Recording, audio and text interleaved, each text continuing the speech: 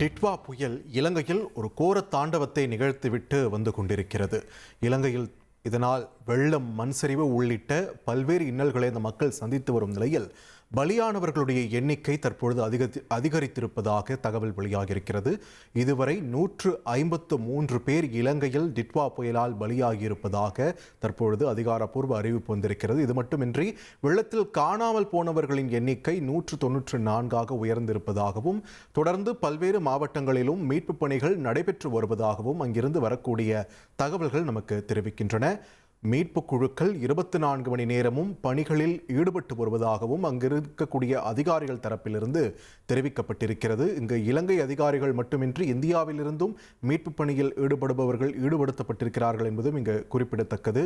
இந்த நிலையில் இலங்கையில் இந்த பலி எண்ணிக்கையானது தொடர்ந்து அதிகரித்து வரும் நிலையில் தற்போதைய சூழலில் வெள்ளத்தில் காணாமல் போனவர்களின் எண்ணிக்கை 191, பலியானவர்களின் எண்ணிக்கை 153 தற்போதைய சூழலில்.